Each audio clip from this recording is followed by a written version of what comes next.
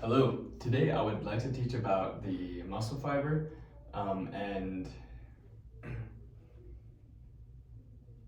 hello, today I'd like to talk about the characteristics of muscle fibers. To begin, I'm going to start up from a bigger picture to see where all this comes from, and then we'll get down on a more microscopic scale. To start out, here is where it all starts from. The muscle starts at the tendon, and then the tendon it turns into fascia, and then inside the fascia there's muscle cell, or is the muscle, which is covered by epimysium. As it goes out, this is called a fascicle. There's a bunch of fascicles inside of the muscle. The fascicle is covered by perimysium. Then on the inside of the fascicle, there's a bunch of muscle cells, and the muscle cells are covered by endomysium. And then the smallest one we have is called the myofibril. This is generally where we're going to be looking at today, as this is where a lot of the science happens and a lot of the physiology. So you can see these little discs right here. Those are called the Z discs, and they are little units of muscles, and they are the contractile unit.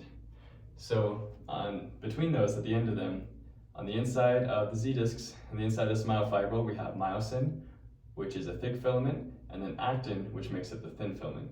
So going over to here, to between the two Z discs, so this is a Z disc on each side. This is the contractile unit. And then we have the thick filament right here, which is known as myosin.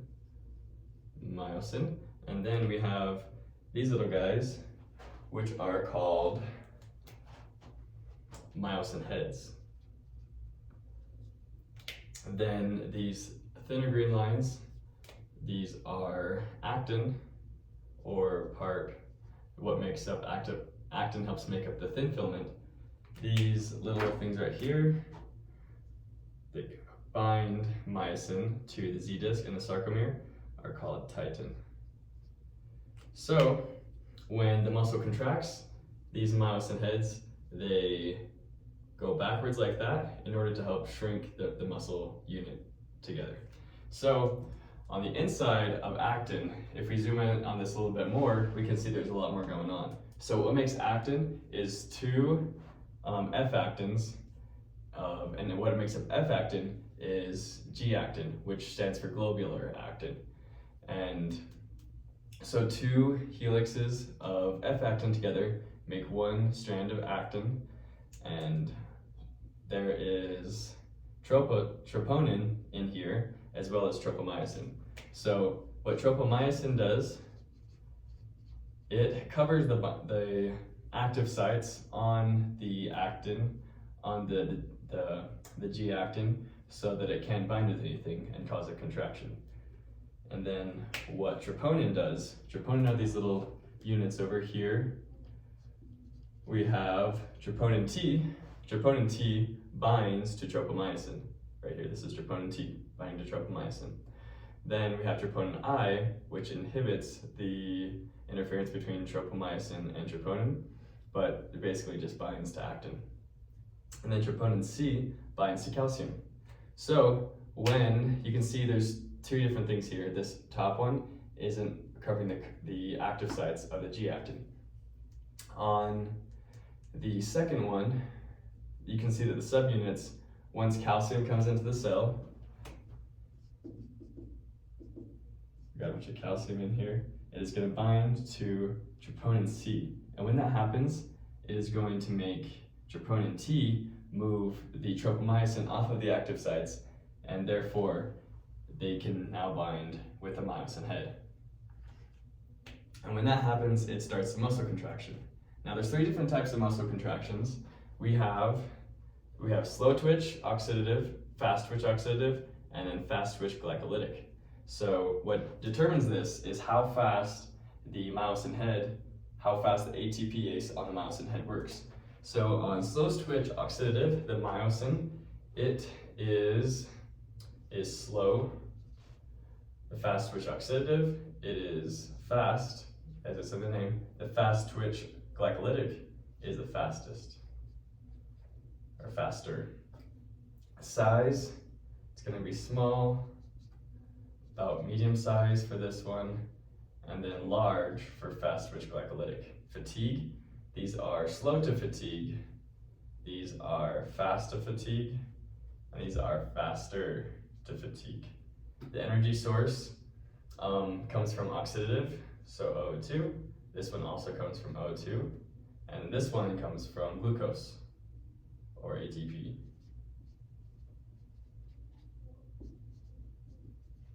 Then the color of these, because they're oxidative, they're going to be powered by blood, and so these ones are going to be red. And then the fast twitch oxidative, they're going to be kind of a pinkish, but we'll just call them red. Kind of pinkish. Yeah, we'll just call them pinkish. And then the fast twitch glycolytic, it is going to be white.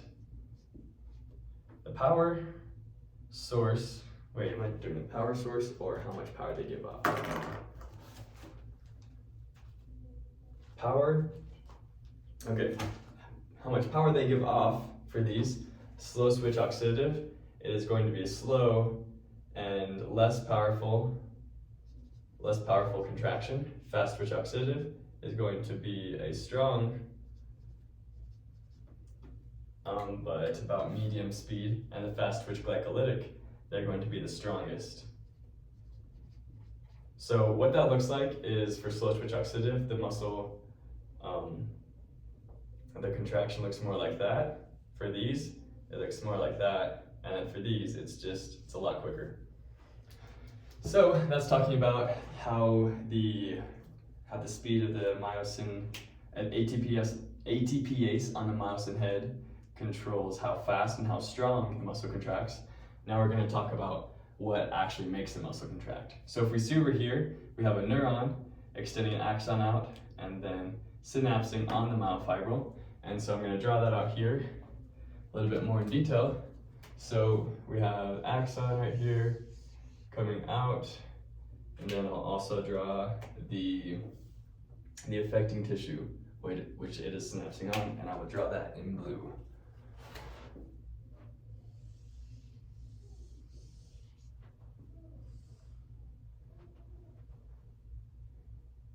Okay, so we have, as an action potential propagates down the axon, it hits a calcium-gated channel, lets in calcium into the presynaptic terminal, and then once that happens, I don't have black. Once that happens, calcium is going to get into the presynaptic terminal, and it is going to bind with a snare protein, and when that happens, it is going to cause it to be exocytosed, so the neurotransmitter on the inside of this is going to be released into the synaptic cleft. When that happens, it is going to land on the N1 nicotinic receptor, which is then going to propagate an action potential down the membrane. Here, let me just a couple steps back, okay? N1 nicotinic receptor. It's going to get in the binding site and then cause an action potential down the membrane. As it goes, it is going to land on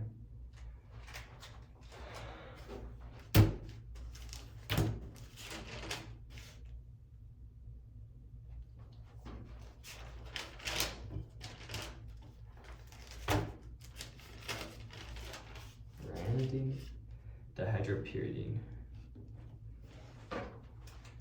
As this action potential propagates down the membrane, it is going to land on a voltage-gated channel called dihydropyridine, but we'll just call it DHP. And this one is a voltage-gated channel, V-gated DHP, which is then going to open up a mechanoreceptor on the inside, which is ryanodine. When that happens, on the inside of this, inside here, is called the SR, or the sarcoplasmic reticulum, and the inside of here, there is a very high level of calcium. And when ranitidine is opened,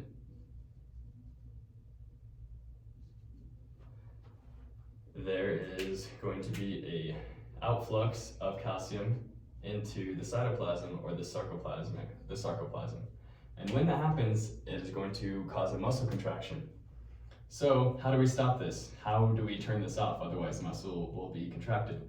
So one thing we can do is it stops sending signals down here, and then acetylcholine esterase in the synaptic cleft will be able to break up all of the acetylcholine that's happening in the synaptic cleft, which is a neurotransmitter that activates N1 gate. So if the N1 gate, N1 nicotinic receptor, isn't being activated, then there's no action potential going down here, and this door is no longer open. So that means that ranitidine is also closed, and calcium is not coming out. But what's going to get it back in here? Because there's still some calcium out in the sarcoplasm. Well, we have this awesome thing. It is called the circopump. And what the circopump does is a circopump takes calcium from outside of the sarcoplasm, pumps it into the sarcoplasmic reticulum. And when there's no calcium in the sarcoplasm, then the muscle is going to be able to relax. And that is muscle cells, muscle contractions, and the contractile filaments. Hello guys, so today I'm going to be teaching about skeletal muscle and smooth muscle and some of the differences between them. So to start out, we're going to go through the muscle contraction of each one, as well as the flexing of the muscle and what's actually happening more microscopically. So to start out, in a skeletal muscle, we have here the first stage. We have on the actin filament, as well as the myosin thick filament. We have the myosin heads here that have ADP and phosphate on it. When we have calcium, we talked about in last video how tropomyosin will move out of the way because of troponin C, and it's attached to troponin T, so that will make these be able to bind. So calcium makes it so that can happen, and ADP can bind to the actin filament. When that happens, it is going to release energy, and so that is going to drive the ADP and the phosphate off, and while doing that, it is going to flex the muscle, and it is going to release the energy, and this is the contraction that's happening.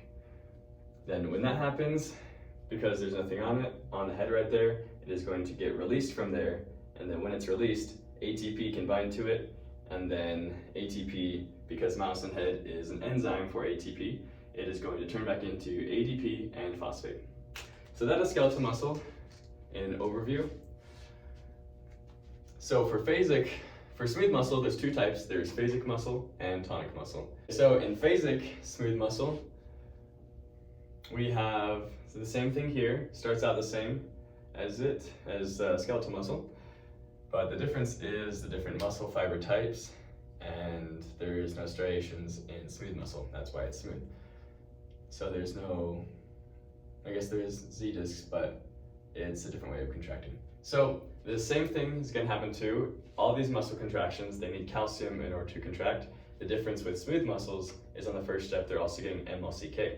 We'll talk about MLCK later and how that plays a role in muscle contraction, because muscles have to contract differently in smooth muscle than skeletal muscle, because for one, they don't have tropomyosin, so there's nothing, that's not the thing that's preventing the muscle from contracting. It is a different mechanism that we'll talk about, and it can be independent from action potentials because of hormones, and there's no T-tubules in here, which means that it can stay contracted for longer, because T-tubules are the way that skeletal muscle, it is able to do more action potentials and reduce fatigue. So the first step here, ATP is coming in, and when ATP comes in, it is just using the phosphate from it, but we need ATP on here in order to get that phosphate. So this is being hydrolyzed, and then the phosphate is being attached onto here. Because of the MLCK, this is binding to, these two are binding together. The myosin head is binding to actin. And then after that, it releases energy in the form of heat, which drives off the ATP and the phosphate. And then because the phosphate is there, there's nothing preventing it from contracting. And that is the muscle contraction right there. And then when that happens, ATP comes onto the myosin head, and because the myosin head has a higher affinity for ATP than it does for actin, it's going to drive it away from the thin filament. And when that happens, there's two things that's going to happen.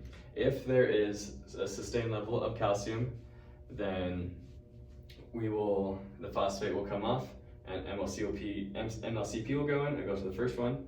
But if that doesn't happen, then the ATP right here will get hydrolyzed, and then it'll go from here, and the ATP will turn into ADP and phosphate in there. So that's basic. And then for tonic smooth muscle, starts out the same as the other ones.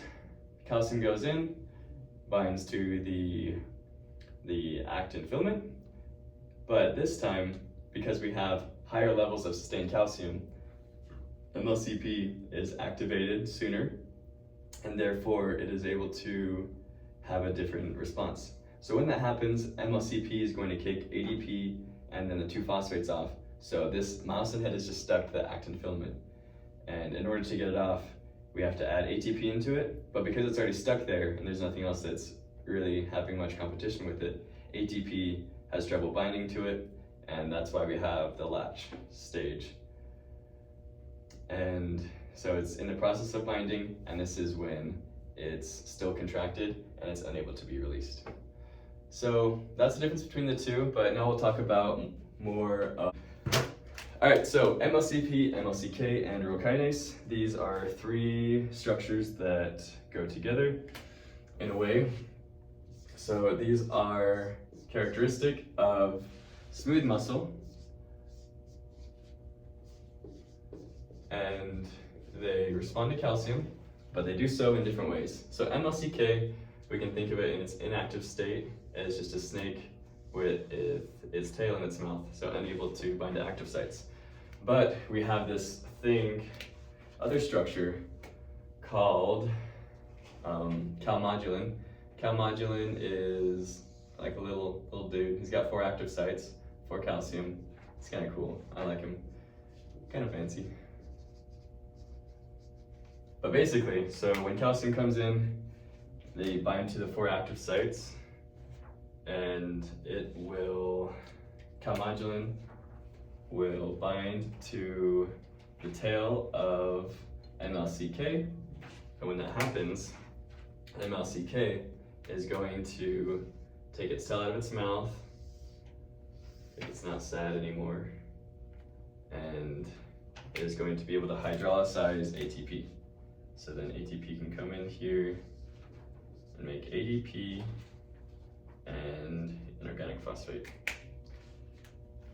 So yeah, calmodulin just kind of binds right here, or just wherever it feels like. Okay, so that's MLCK and calmodulin. So increased levels of calcium will also have increased levels of MLCK. MLCP is more like a Pac-Man dude. When we don't have calcium,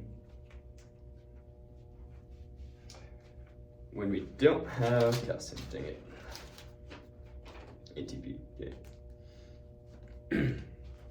So the function of MLCP and urokinase is an enzyme that is inactivated by calcium.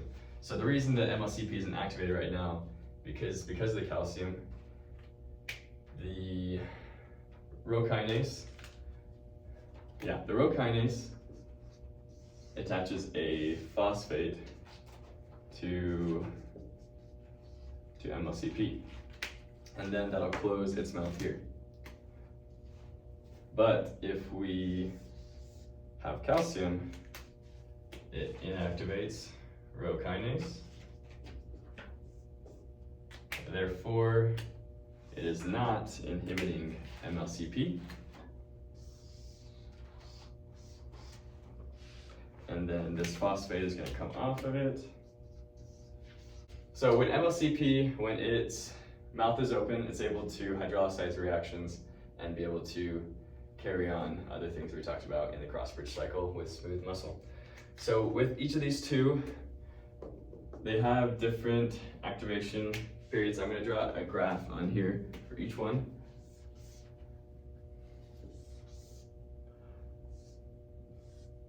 So with increased levels of calcium, we will also have increased levels. Let's see, purple is going to be calcium, and then, can you see that? I think so.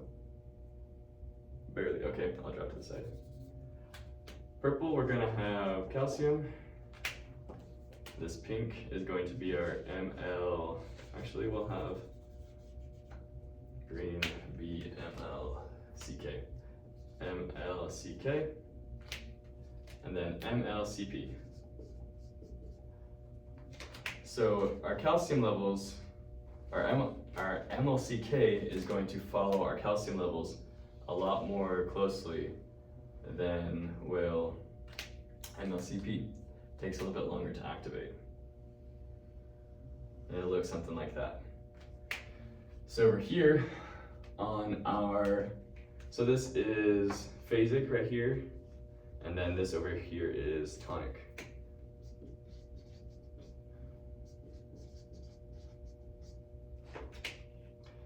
So let's say that we have calcium levels and then it's sustained. Not only is our MLCK going to directly follow, but our MLCP is going to be activated as well too. And that'll lead for a sustained muscle contraction as well, along with the sustained high levels of calcium. So that's MLCK, muscle contraction, smooth muscles, and skeletal muscles. Hello, so today I'm going to talk about the muscle sensory receptors, the Golgi tendon organ, and then the different muscle reflexes such as the stretch and the withdrawal reflex. To start out, I'm going to talk about the structure of the muscle fiber and the muscle spindle. So here I've drawn a diagram.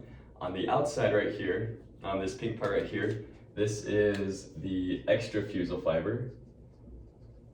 These are the muscle fibers, which you usually think of as muscle fibers. They do the work, they bear the load, and they are a lot stronger than the other muscle fibers. The other kinds we have are these things called intrafusal muscle fibers. And what their job is to sense stretch and to help the extrafusal fibers respond accordingly. So in order to do that, they have these different types of neurons that they connect with in order so they can provide a response. We have two main types of intrafusal muscle fibers. We have the nuclear bag fibers, and then we have the nuclear chain fibers. The difference between the two are the different neurons that are on each one. So on both of them, we have type 1A, or our primary nuclear bag neuron fibers. And what they do, their job is to detect the rate of stretch, so how fast things are coming out. The nuclear bag is more known for that because it has a lump in the middle, and so it's more sensitive to how fast things are going. And then the other type we have are on the nuclear chain fibers, and those are a type 2 or our secondary neurons, sensory neurons, and they detect length and time. Because they're longer, they are able to be more in control of how far things are stretched. And these things, because they're more compact, they are able to detect more of how fast things are stretching because there's more neurons in a little amount of space. So when they do this, whether it's a stretching out, whether a reflex is stretching out, they will send the reflex to the spinal cord. And the reason that these are important is because these are the things that help us with our proprioception. So that is knowing the body, knowing where it's at without having to see it. So I know that my arm's up here because of these muscle fibers because of these intrafusal muscle fibers that are sensory, and our body can just know wherever we're at because they're sensing it. They're sensing where the arm is or where the muscle is based on where it's been before, and our brain just makes connections with it, and it does it subconsciously. It's pretty cool. But so this is important because with these always have to be taut. They always have to be tight. The muscle fiber is changing lengths back and forth, but these fibers have to be able to adapt so they can be able to be tight so that they can still be sensitive to the change of length and time and the stretch of the muscle fiber. So what's going to do that are these gamma motor neurons right here. Gamma motor neurons, they are dual reciprocally innervated with alpha motor neurons, which go to the extrafusal fibers that do all the work. So let's say we have, on this example over here, I'm going to go over just a basic reflex called the stretch reflex. In the stretch reflex, this is when there's a load being placed on the arm, and so there's increased stretch right here. This muscle fiber right here is being stretched. So I'll draw that going to the spinal cord. So these are the intrafusal bag neuron fibers, the sensory ones that are going to the dorsal horn of the spinal cord, coming in here, and then synapsing. Oh, not in the lateral horn. Actually, yeah, they synapse in the lateral horn, and then they will take the motor neurons there out of the ventral horn, and then synapse here on the muscle in order to provide action potentials so that the increased stretch will mean increased activation of that muscle. As well, when that happens, there's also a fiber going here to the tricep to send an IPSP to inhibit it so that the bicep can be able to flex more. So EPSPs go to the muscle being stretched, and IPSPs go to the antagonist of whatever the reflex is, whatever the stimulus is of the stretch reflex. Along with that, while we're sending action potentials to the motor neurons, we're also sending action potentials, well, to the extrafusal fibers, we're also sending action potentials to the intrafusal muscle fibers as well, so that they can be able to adapt. Because if we didn't, if it's being stretched and it came up, then the intrafusal fibers would just kind of sag and they wouldn't be tight like we talked about before. So I'll draw that here as well. So also sending EPSPs to the intrafusal. The motor neurons are on the ends, and then the sensory neurons are in the center of each of the muscle fibers. So this one is sending EPSPs to the alpha, and as well as to the gamma motor neuron. And then same thing for here, except it's sending IPSPs to the alpha as well as to the gamma. So that's the stretch reflex right there. I guess to make this a little bit more correct, there is something inside of the spinal cord called an inhibitory interneuron. So it can send IPSPs to the antagonist muscle. So I'll just draw that in a different color actually. So it's sending IPSPs to the antagonist muscle. Inhibitory interneuron. Interneuron. Okay, so that is our stretch reflex. Next, we're going to go over to a different reflex. It is called our Golgi tendon organ reflex. And we didn't talk about our Golgi tendon organ neuron yet, but it's basically the same thing as over here, except it does the opposite thing. So your sensory neurons for your Golgi tendon organ are in the tendon, like it says, and what these things do is they detect the load stimulus so that it doesn't overload your muscle fiber, because your muscles, they're actually strong enough to be able to break your bones. And so if we didn't have our brain, then we wouldn't really be able to control, if we didn't have this reflex right here, we wouldn't be able to control how far things are going, and sometimes we'd flex our muscles so hard that they just break the bones right in half sometimes. So this one is load stimulus for type 1B, and it's located on the tendon of the muscle fiber, I guess on the end of the muscle fiber, and it also goes through the dorsal horn. And when this happens, it does the opposite of what the stretch reflex does, and I'll demonstrate that real quick. So let's say he's doing 100 pounds right here, he's doing okay. Let's say he puts on 200 pounds because he's ego lifting, he's trying to impress some girl at the gym or something. So he can't do this, obviously. So as the weight starts to go, let's see, I won't spoil it yet.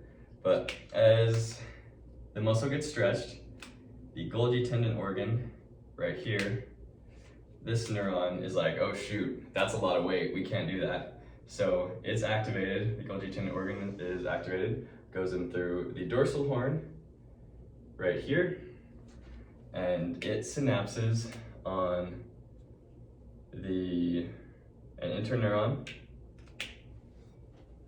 Where's the interneuron color is green? Okay. It synapses on an interneuron, and that makes it so that it does the opposite of up here. So it sends an inhibitory interneuron response to the agonist right here. So it sends IPSPs to both the intrafusive fibers and the extrafusive fibers, as well as the other response to it is the EPSPs on the antagonist side. So what's that's gonna do? EPSP. So what that is gonna do is it's gonna make the weight go down, because if you're oh wait, I did that wrong. So both IPSPs on the agonist side and EPSPs on the antagonist side. So this is your agonist right here when you're doing a bicep curl. This is your agonist, the muscle that's being worked in order to bring that up. But if it's getting IPSPs, inhibitory postsynaptic potential is what that stands for, then the weight is going down because the muscle is flexing less. And your backside, your triceps is flexing more, which is helping that to happen. So it doesn't have to be just gravity, but it also helps the weight go down so you don't rip this muscle or a bone or hurt something. And so weight goes down in response to the increased load, and that is your Golgi tendon organ. It detects load stimulus so that we don't break our bones. The next thing I'm going to talk about over here is the withdrawal reflex. It's similar to the Golgi tendon organ and also relates to another reflex that we have called the cross-extensor reflex, but this is like the withdrawal reflex is before the cross-extensor reflex, depending on what the response is. So a withdrawal reflex, as you can imagine, this one is activated by our nociceptors right here. So we have these little nerve endings all throughout our body, and when they detect pain, they send action potentials to the spinal cord. Afferent signals always go in through the dorsal horn, and then motor neurons always come out the ventral horn. So what this one is going to do, nociceptors are sensing the pain there, and as you can imagine, if you touch a fire, your reaction is to bring it away. And our spinal cord can do that just from a reflex. We don't really have to think about it. But basically, withdrawal reflex is your body's response to bring things closer to your body when it's sensing pain. So what's going to sense pain are your nerve endings, which are nociceptors, or you have nociceptors, which are nerve endings, and they send action potentials to the brain.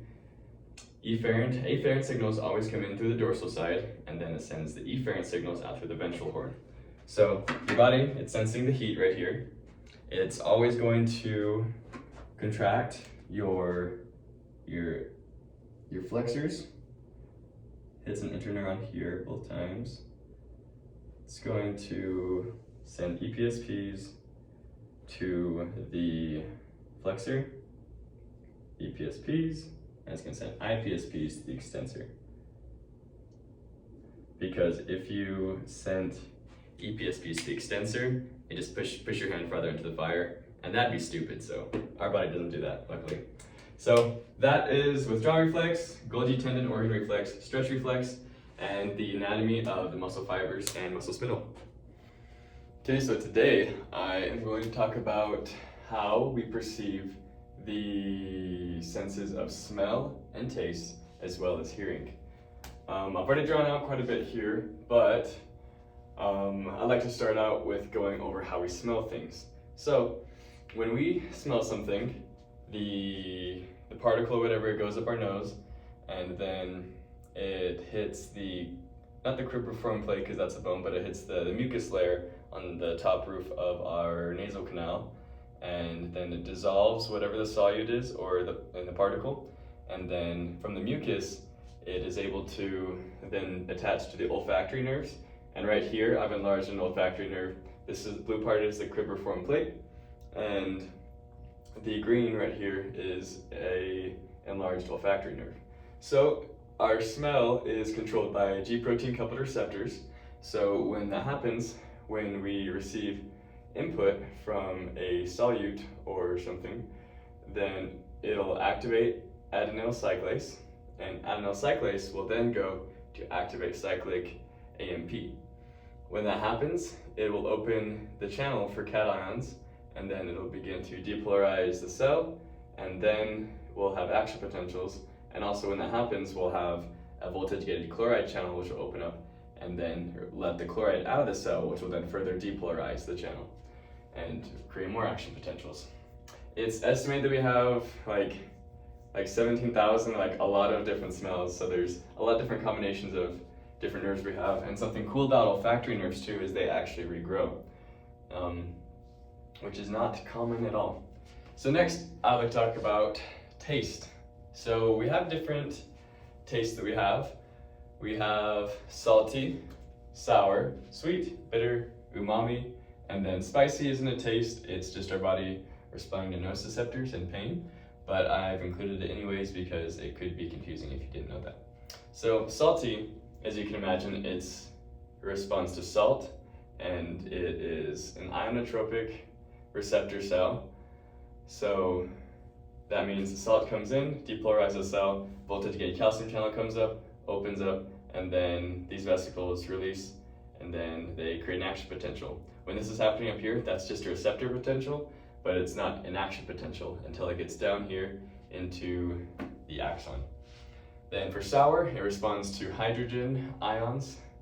Same thing here, the calcium comes from extracellular into it, exocytosis, neurotransmitter, and action potential. Over here, instead of an ionotropic cell, the calcium actually is coming from inside, from where there is there's a sarcoplasmic reticulum, which is this pink thing right here. And the sarcoplasmic reticulum, it holds the calcium, so when the G protein coupled receptor comes, it opens up the channel, and then it drives these vesicles to release. So this one, sweet, is done by carbs. Bitter comes from ketones, and then umami comes from glutamate. And then they have pretty similar functions there with G protein coupled receptors. And like I talked about before, so another taste that people would say that is a taste is spicy. But spicy is actually pain and is not one of the taste receptors that we have. So that is smell and taste. Next, I'd like to go over hearing. So here I've drawn kind of a big diagram. I've enlarged some things. So first we have the ear right here. In our ear, the goal of this is to be able to convert air pressure waves into fluid waves, and then the action potentials, and then perception of frequencies and noises in our brain, which is rather cool. So in order to do that, we have these things right here called ossicles. We have the incus, malleus, and stapes. So when sound comes in, pressure waves are coming in. We got it vibrates the tympanic membrane, or also known as the eardrum. When that happens, it pushes this bone out, the incus in and out, and kind of vibrates it up and down. And when that happens, it pushes this one down, which then it makes the stapes on the oval window create pressure waves. When that happens, we have right here, this is the cochlea. It usually looks like this, but I've kind of put it out so that it looks easier to understand. So we have the cochlea here, enlarged out. We have the basilar membrane. Up here we have the scala vestibuli, and down here we have the scala tympani. So up here in the scala vestibuli, on our basilar membrane, we have all these different receptors, and each of them respond to a different frequency. At the start, we have a higher frequency. It starts at about 20,000 hertz or so, and at the lower end, most people can hear about 20 hertz. So that's like kind of a large range of being able to hear. So at the start are the higher ones, at the end are the lower frequencies, which means that down here you can see those are the longer ones. Like if you are on a piano, the longer strings are going to be the more deeper ones down towards the end of the piano. But then the shorter strings, they're going to be able to vibrate faster, so they're going to have a higher frequency. And so I've drawn that here. I've just kind of enlarged it out. The start is less, at the end is more. So at here, we'll say this is like 10,000 hertz or something, and that's the frequency that it's playing. And so that is the part of the basilar membrane that is going to vibrate. Talking about frequency, there's also something called amplitude. So amplitude is how tall the waves are. Right here, both of these waves are the same amplitude, but amplitude is the strength and how high, or not how fast, but how strong something is. Because something can be really quiet and have the same frequency, or it can be really loud and have the same frequency. So hertz is how fast something vibrates back and forth. Amplitude is the height of the wave that it makes. And then from that, it takes that and then puts it to our brain. And we can see that happening right here. I've enlarged this, so this right here is a cross section, or just looking down from the top side of the basilar membrane, just as a reference. It's probably not anatomically correct. But over here, I've done a cross section going down this way, so now we're looking at it this way right here. So this is the cochlea rolled out. The top area right here, we have the scala vestibuli. Bottom we have the scala tympani, and then right here we have the basilar membrane that goes all the way across. We have different sections of this. The thing that is going to create our action potentials are these hair cells, or also known as stereocilium, and they are going to connect to the tectorial membrane. We also have the fluid in each of these is different, and that's important. I'll talk about down here. But the fluid in right here is called perilymph, and then in the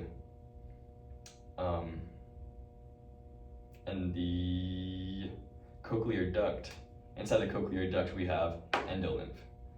So perilymph is in the scala vestibuli and also the scala tympani, but endolymph is in the cochlear duct. So inside of the cochlear duct we have several things. We have the tectorial membrane, not the tympanic membrane, not the basilar membrane, but now we have the tectorial membrane inside of the cochlear duct. So inside there is endolymph, and in order to create action potentials, we need to get calcium into the endolymph. So in order to do that, on the outside of the cell, or outside of this part, we have, there's two membranes right here that it has to cross through, and I've enlarged that down here. This is called the striata vascularis. And the striata vascularis, this is how we get potassium into the cell without having these blood vessels go right past our hair cells, because they're super sensitive. And so having blood rushing past it all the time would be really annoying, because we'd be hearing that all the time and it'd be super loud. So it's farther away from the hair cells, which is nice for us, so we don't hear stuff all the time. But we have two membranes right here, and there's an ATP pump, a sodium potassium ATP pump here, and there's also another type of primary active transport. It transports potassium, sodium, and 2 chloride ions into here and then into here to get through. And so that's how we get potassium into the endolymph. And then once it finally gets into there and we have an action potential, let's say we are getting a frequency of 10,000 hertz, it's vibrating the basilar membrane right here. When that happens, it is going to make these stereocilium or hair cells vibrate up and down, and there are these connective bands that attach the stereocilium to the territorial membrane, and I'll draw that here as well too. So here I've enlarged some stereocilium so we can look at it a little bit more.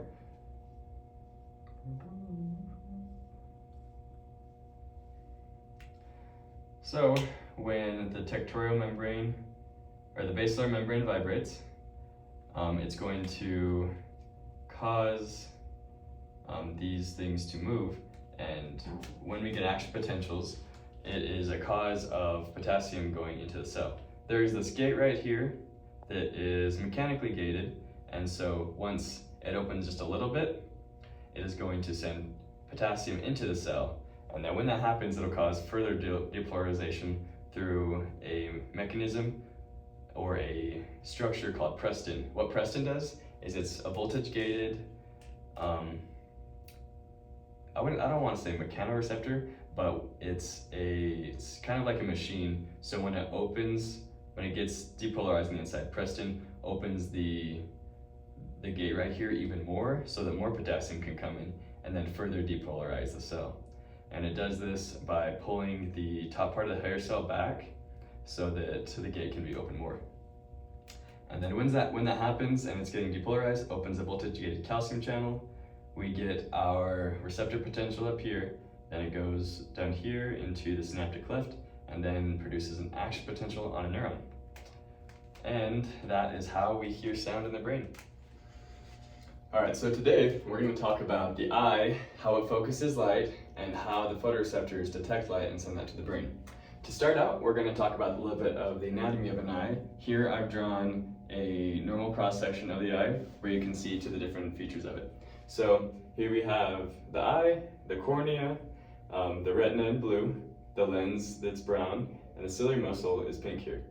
When light comes in through the lens, the retina, as you can see here, the retina determines how much light is let into the eye by either contracting the surrounding muscle or contracting the muscles that go out to the side. So it's either both of these muscles here are contracting. If it wants to let in less light, it'll contract this circular muscle to make the pupil more small. But if it wants to contract the outer muscles, then it will bring it out, bringing more light into the eye, which is a sympathetic response. Here we have the ciliary muscle. The ciliary muscle is another circular muscle that goes around into our field lens right here, into our sight lens. But instead of determining how much light it brings in or out, it will actually determine how much the lens will be relaxed or how much it'll be flat. So when the lens is relaxed, then that means that the ciliary muscle is contracted because the suspensory ligaments aren't pulling on it as much. To talk about that a little bit more, so this is cross-section of the lens. If it is relaxed, then these ciliary muscles here aren't pulling on it. But if it's contracted, then it's going to bring the lens more flat. This is a little bit exaggerated, but this helps us get a good picture. When something goes through light that is convex, it is going to bend it opposite, and when it goes through something that is concave, it is going to make it be more flat. So we'll talk about that a little bit later with corrective lenses, but that's kind of the function of the eye and what each of the different parts do of the ciliary muscle and the lens. So the ciliary muscle will contract to however much it needs to in order so that the lens can focus the eye straight on the fovea. The fovea is part of the retina in the eye. The fovea has the highest amount of photoreceptors, and this is where we can see the best, and this is where we want light to be focused so that our vision isn't blurry. Back here we have the optic nerve, which all the nerves in the eye and the whole retina run through, and it sends it back to our brain in order to send action potentials so that we can be able to see and make sense of all of the information coming through. Things that will see different colors are our cone photoreceptors, and things that determine black or white are our rods. We also have in front of the optic nerve that is our blind spot, and that's where there isn't any photoreceptors, so it can't detect light. But our brain's pretty good about making stuff up when there's something that's being in our blind spot, so we don't ever see our blind spot because our brain just makes stuff up. Here we have an eye where the focal point is too far. So this person, they are farsighted, which means that they see better at a far distance rather than a short distance. Something we could do, talking about concave and convex lenses, if we wanted to fix this person's eyesight, we would, because it's too far, we want the light to be closer in order to make light bend more here at the lens, because the lens isn't doing it by itself. We need to put in a convex lens. And when we do that, the light coming in from here, right in front of the eye, will help it to bend more so that it can be focused right on the fovea. And then the center of focus will be right here. And then we have nearsighted, known as myopia. This is called hyperopia, meaning that the central focus is too far. And then down here is myopia. So here, the lens is bending it too much, and so it's not reaching the fovea in full clearance. So in order to fix this, we would give them a convex lens, or relatively more convex lens than their lens is already doing, than their eye lens is already doing, I should say, so that it can be able to bend less and be focused right on the fovea. And then it's right there. There is a type of hyperopia or farsightedness that's related to old age. And that is because the older you get, the more tired the lens of your eye gets. And so the less it's able to relax. And that means the less it's able to relax, the more it's going to be like this. The more it's going to be flat, and the harder time it's going to have seeing things closer, because it's not able to go to that relaxed state where it can bend light, which your lens does when things are close.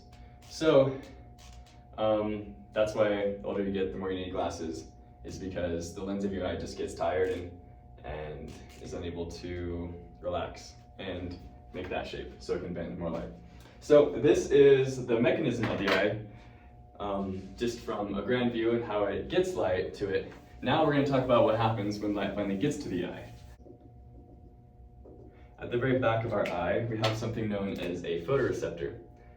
This photoreceptor does what it says it does. It receives light, and then it hits another structure known as the bipolar cell. Then the bipolar cell hits the ganglia, which then produces the action potentials to the brain, and then that's how we see light. So this photoreceptor is either a cone or a rod, and we'll talk about some things later and how it's either on center or off center and what that does to our field of vision.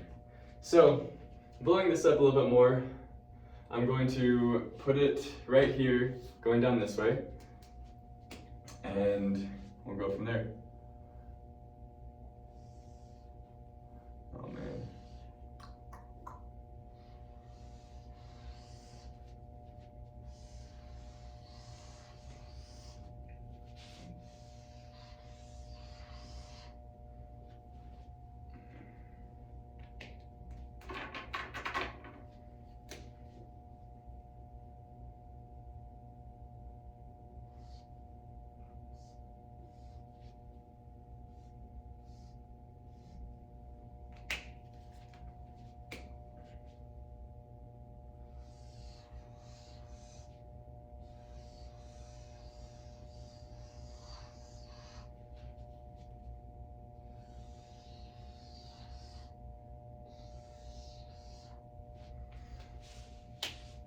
Okay, so what I've drawn here is a photoreceptor for we'll say, for example, this is an on center,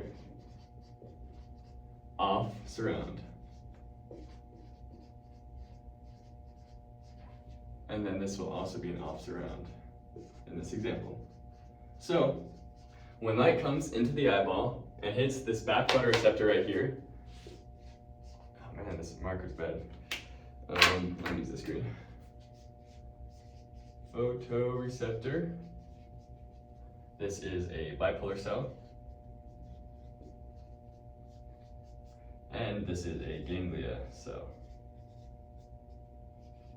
Okay, so when light comes in to the back here, there is a G protein coupling cascade mechanism that happens. I'm gonna do the center one because that's what we're talking about first. Okay, so they all have them. They all have the same mechanism on it, but we'll just talk about the center one so it'll be more easy to talk about at the start, and then we'll complicate a little bit more. So on the back here, we have a molecule. It is called 11-cis-trans-retinol.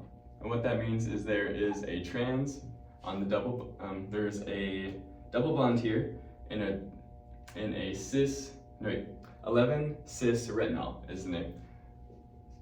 And that means that on the 11th bond, there is a double bond in a cis formation, retinol. When light hits it, it turns it into 11-trans-retinol. And that will make it straight. I like to think of it that,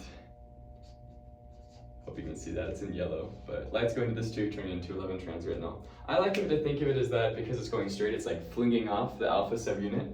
When the alpha subunit is flung off, it activates phosphodiesterase. So we have an increase in PDE, phosphodiesterase. What phosphodiesterase does is it actually inhibits something called cyclic GMP. Cyclic GMP.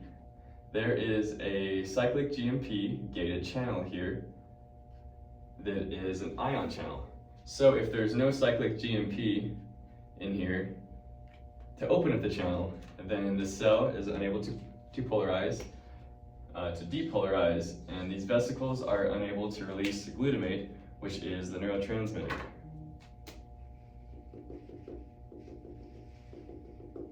So if that's unable to happen, so we have no glutamate here, no glutamate. That means that here, in this example, we will have another G protein coupled receptor, which is called mGluR6.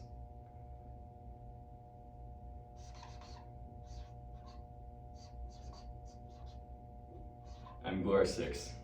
What the function of mGluR6 is, when mGluR6 is activated through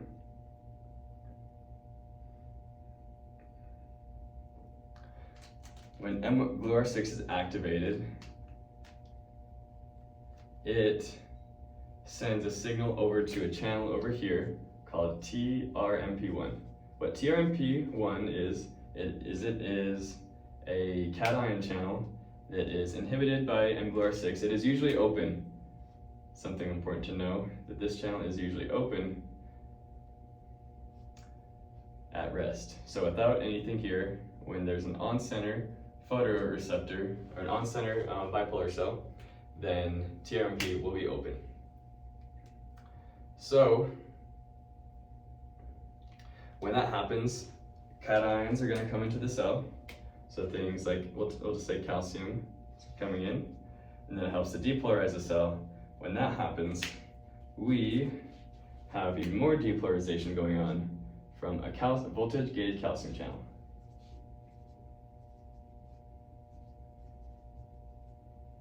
More cations are coming in. Calcium binds to the vesicles down here. And then that happens. When that happens, they release glutamate. the calcium, so calcium attaches to the snare proteins that is attached to the vesicles, and that will help drive the release of this neurotransmitter called glutamate.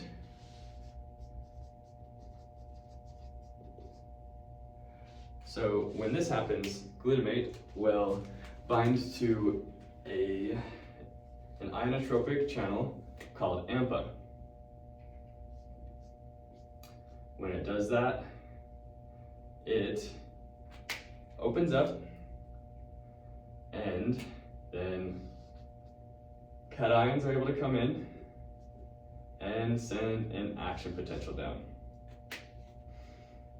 Okay, so there's a lot going on there, but things to know that help us to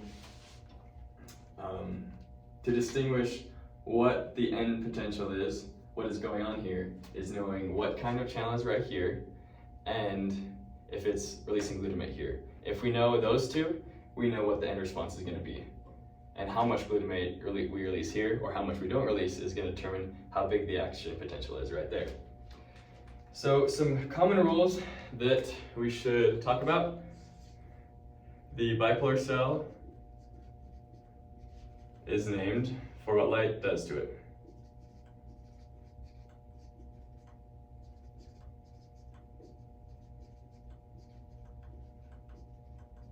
In this example, this is an on-center bipolar cell because when light hits a photoreceptor cell, then it releases glutamate here and causes an action potential. So that means it's on-center bipolar cell. Number 2, AMPA is off-center, and mGlu-R6 is on-center. So when we talked about this one here, mGlu-R6 turned it on. The third thing to know, on-center photoreceptors, I'll just say surround photoreceptors, center photoreceptors, oh my gosh. Third one is the center photoreceptors always have the opposite effect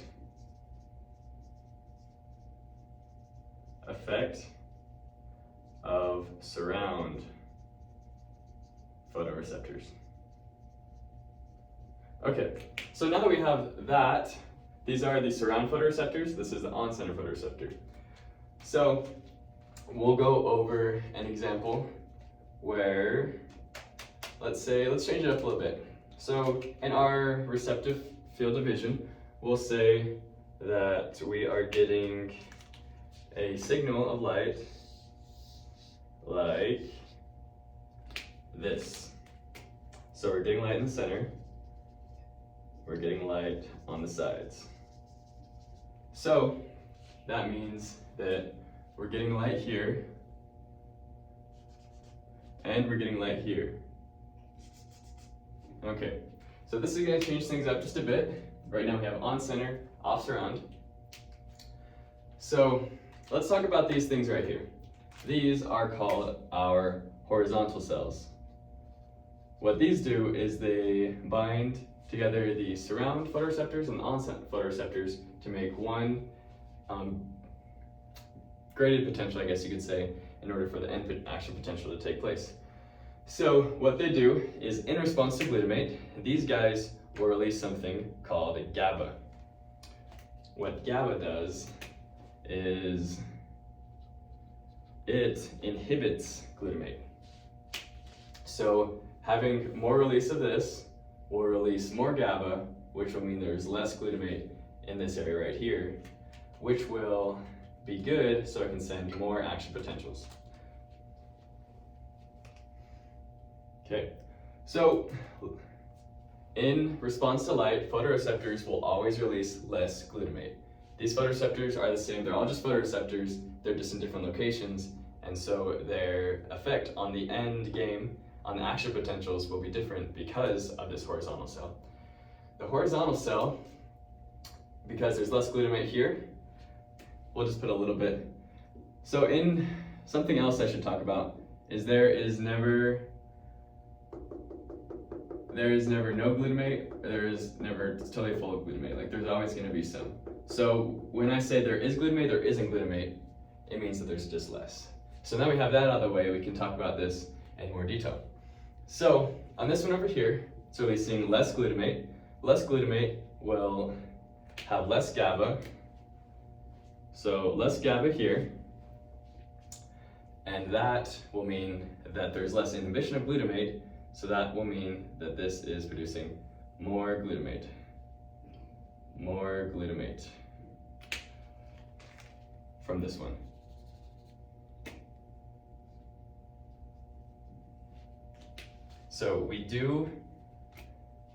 So from this one, we get less action potentials. We already talked about this one. This one, we would get more action potentials from it. This one over here, so it does the same thing as this photoreceptor again. So in response to light, it releases less glutamate, but this one is not receiving any light.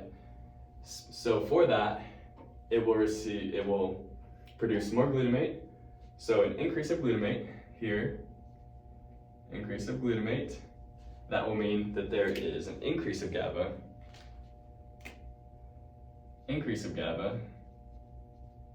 which will mean that there is going to be more inhibition of glutamate, which means less glutamate.